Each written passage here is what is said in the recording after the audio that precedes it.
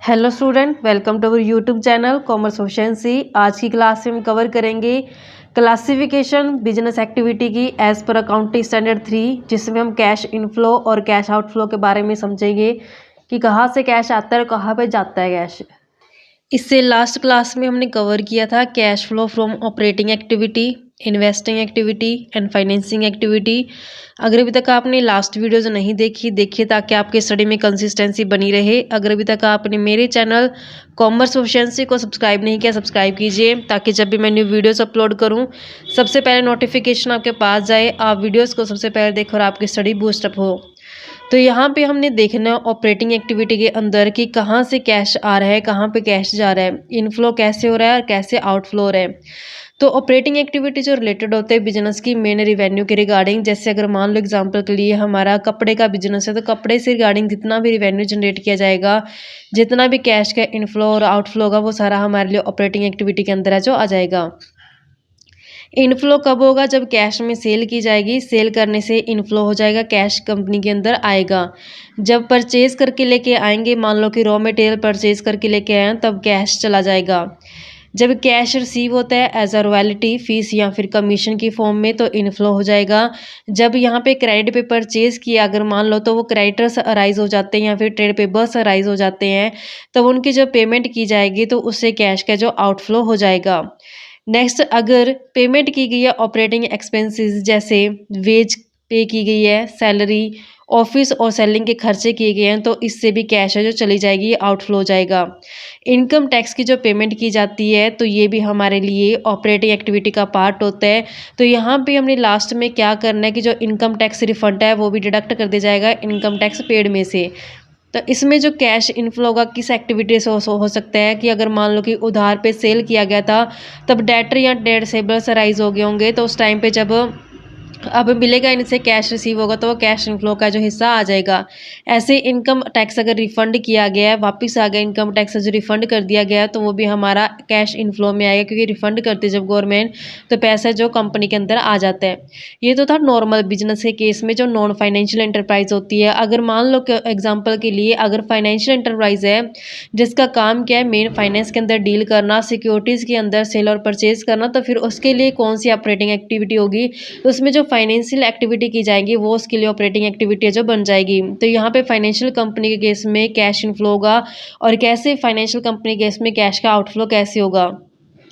अब यहाँ पे फाइनेंशियल कंपनी फाइनेंस के अंदर डील करती है, सिक्योरिटीज़ को सेल और परचेज करती है, तो यहाँ पे जो भी उसको इंटरेस्ट या डिविडेंड मिलता है कैश की फॉर्म में, तो उससे इनफ्लो हो जाता है। जब भी वो सिक्योरिटीज़ को सेल करती है तो सेल करके उसको इनफ्लो होगा कैश का। ऐसे लोन एडवांस जब रीपे किए जाते हैं थर्ड पार्टी द्वारा, तो यहाँ पे पहले जब फाइनेंशियल कंपनी ने दिया लोन, तब तो वो गया आउटफ्लो में, जैसे यहाँ पे loan and advance to third party के अंदर।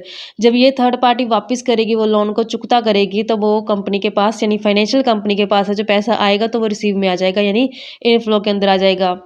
ऐसे अगर इंटरेस्ट पे किया गया कैश की फॉर्म में, या फिर पेमेंट कर दी गई सिक्योरिटी को परचेज करने के लिए, तब भी कैश चला जाएगा फाइनेंशियल कंपनी के साइड से। तो नेक्स्ट हमारे पास एक्टिविटी बनती है इन्वेस्टिंग एक्टिविटी। इन्वेस्टिंग का मतलब क्या होता है कि जो नॉन करंट असेट्स के अंदर, लॉन्ग टर्म असेट्स के अंदर लगाया जाता है पैसा, तो उसको बोलते हैं इन्वेस्टमेंट करना। चाहे वो किसी कंपनी की शेयर्स में लगा दें, डिबेंचर्स के अंदर लगा दें पैसा, या बिल्डिंग प्लांट वगैरह के अंदर लगा दें, या मशीनरी वगैरह के अंदर लगा दें, तो वो सारा क्या कहलाता है? इन्वेस्टमेंट कहलाता है। अब इनफ्लो कैसे होगा और आउटफ्लो कैसे हो जाएगा इसका? इनफ्लो कब होगा? जब सेल किया जाएगा प्रॉपर्टी, प्लांट या इक्विपमेंट, जो भी इंटेंजिबल असेट्स अगर बेच दी गई है, तो उससे कैश है जो इनफ्लो हो जाएगा कंपनी के अंदर। अब अगर परचेज करके लेके आएंगे, तो परचेज करेंगे तो पैसा चला जाएगा, यानी कि कैश का आउटफ्लो हो जाएगा। Proceed from sale of non current investment, अगर नॉन करंट इन्वेस्टमेंट को सेल कर दिया गया है तो उससे पैसा जो आएगा। अगर नॉन करंट इन्वेस्टमेंट को परचेज करके लेके आएंगे तो उसकी पेमेंट करनी पड़ेगी, यानी कैश का आउटफ्लो हो जाएगा। तो जब यहाँ पे इंटरेस्ट रिसीव ऑन डिबेंचर, मान लो कि डिबेंचर्स के अंदर पैसा लगा दिया, कि हमारी कंपनी ने किसी दूसरी कंपनी के डिबेंचर्स के अंदर पैसा लगाया है, तो एक तरह की इन्वेस्टमेंट होती है। तो जब उससे डिबेंचर से इंटरेस्ट मिलेगा, तो वो भी किस एक्टिविटी का पार्ट बन जाएगा? इंटरेस्ट रिसीव ऑन डिबेंचर भी इन्वेस्ट इन्वेस्टिंग एक्टिविटी के अंदर ही आ जाएगा। मान लो कि हमारी कंपनी ने किसी दूसरी कंपनी के शेयर्स के अंदर इन्वेस्टमेंट कर दिया, तो वहाँ से हमें डिविडेंड जो मिलेगा शेयर्स के ऊपर, तो वो भी कौन सी एक्टिविटी कहलाएगी? इन्वेस्टिंग एक्टिविटी कहलाएगी। ऐसी प्रॉपर्टी को मान लो कि किराए पे दे दिया है, तो प्रॉपर्टी हमारे लिए इन्वेस्टिंग एक्टिविटी है, तो इसका जो रेंट रिसीव होगा वो भी कौन सा हो जाएगा? हमारे लिए इन्वेस्टिंग एक्टिविटी का ही पार्ट हो जाएगा। अगर रेंट पेड होता है तो रेंट पेड आता है हमारे लिए ऑपरेटिंग एक्टिविटी के अंदर। अगर रेंट रिसीव होता है तो ये हमारा बन जाती है इन्वेस्टिंग एक्टिविटी। लास्ट एक्टिविटी जो हमारे पास बनती है फाइनेंसिंग एक्टिविटी, तो इसमें हम देखते हैं कि कहाँ से इनफ्लो होता है और कहाँ पे जो कैश का आउटफ्लो होता है। फाइनेंसिंग एक्टिविटी का काम क्या होता है कि जैसे फाइनेंस लेना, यानी कि थर्ड पार्टी से जब हम पैसा उधार उठाते हैं तो फाइनेंसिंग एक्टिविटी के अंदर आ जाता है। जैसे मान लो कि शेयर्स इशू करके पैसा लिया है तो हमारे पास इनफ्लो हो जाएगा। जब उसको बाय बैक किया जाता है शेयर्स को, buy back of equity share का मतलब क्या होता है कि जब कंपनी शेयर को इशू करती है फिर बाद में ओपन मार्केट में जा करके अपने ही शेयर को वापस खरीद ले आती है, तो उससे कैश की पेमेंट करनी पड़ती है उसको, तो अपने शेयर्स वापस ले लेती है। तो यानी बाय मतलब खरीदना, बैक मतलब अपने शेयर्स को वापस खरीद के ले आई है, तो उससे कैश क्या कर देगी? पेमेंट करनी पड़ेगी। जैसे यहाँ पे रिडीम करना पड़ता है जब प्रेफरेंस शेयर को, तो रिडम्पशन के टाइम पे पैसे की पेमेंट करनी पड़ती है, हिसाब है जो क्लियर करना पड़ता है प्रेफरेंस शेयर्स का, तो आउटफ्लो हो जाएगा। ऐसे ही मान लो कि डिबेंचर्स की रिडम्पशन किया गया है, जब डिबेंचर्स को रिडीम किया जाएगा तो उनकी पेमेंट है जो पैसे की वो करनी पड़ेगी, तो आउटफ्लो हो जाएगा। जब डिबेंचर्स को इशू किया तो इशू करके पैसा लिया जाता है, यानी इनफ्लो हो जाएगा। जब उनका रिडम्पशन किया जाएगा तो पैसे का आउटफ्लो हो जाएगा। नेक्स्ट, अगर लोन वगैरह लिए गए हैं, चाहे वो लॉन्ग टर्म लोन लिए गए चाहे शॉर्ट टर्म लिए गए, तो इससे कैश का इनफ्लो हो जाएगा। जब इन्हीं लोन की पेमेंट कर दी जाएगी कंपनी द्वारा, चाहे वो लॉन्ग टर्म लोन हो चाहे वो शॉर्ट टर्म लोन हो, तो कैश है जो आउटफ्लो हो जाएगा, चला जाएगा कंपनी की साइड से। ऐसे अगर पेमेंट की गई इन टर्म डिविडेंड और प्रीवियस ईयर का प्रपोज डिविडेंड, तो पैसा चला जाएगा, क्योंकि जब भी यहाँ पे कंपनी ने शेयर्स को इशू किया है तो उसके अगेंस्ट जो डिविडेंड पे करना पड़ेगा कंपनी को, चाहे वो डिविडेंड इन टर्म डिविडेंड दिया गया चाहे वो प्रीवियस ईयर का प्रपोज डिविडेंड दिया गया, तो वो कैश आउटफ्लो के अंदर है जो दिखाया जाएगा। ऐसे पेमेंट की गई है इंटरेस्ट ऑन लॉन्ग टर्म और शॉर्ट टर्म लोन्स के ऊपर। जैसे यहाँ पे लोन लिए थे, यहाँ पे लोन लिया तो उसके ऊपर इंटरेस्ट की जो पेमेंट की जाएगी, तो उससे कैश का जो आउटफ्लो हो जाएगा, तो उसको कैश आउटफ्लो की साइड दिखाया जाएगा।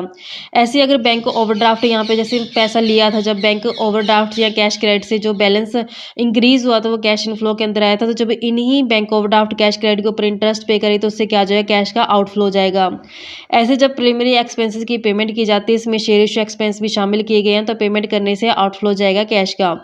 Decrease in balance of bank overdraft और कैश क्रेडिट, अगर मान लो कि कम हो जाता है बैलेंस कैश, मान लो कि कैश क्रेडिट या बैंक ओवरड्राफ्ट कम हो गया, कैसे कम होगा? जब उसकी पेमेंट की होगी तभी बैलेंस कम हो सकता है, तो यहाँ पे कैश का जो आउटफ्लो हो जाएगा। इस तरीके से बच्चों सिर्फ ये हमने कवर किया कि कहाँ से कैश इनफ्लो होता है, कहाँ पे कैश आउटफ्लो होता है। नेक्स्ट क्लास में हम कवर करेंगे कि कैश फ्लो स्टेटमेंट का फॉर्मेट क्या बनता है। ऐसे ही रेगुलर वीडियो देखने के लिए आप मेरे चैनल कॉमर्स एफिशिएंसी को सब्सक्राइब, लाइक एंड शेयर करें।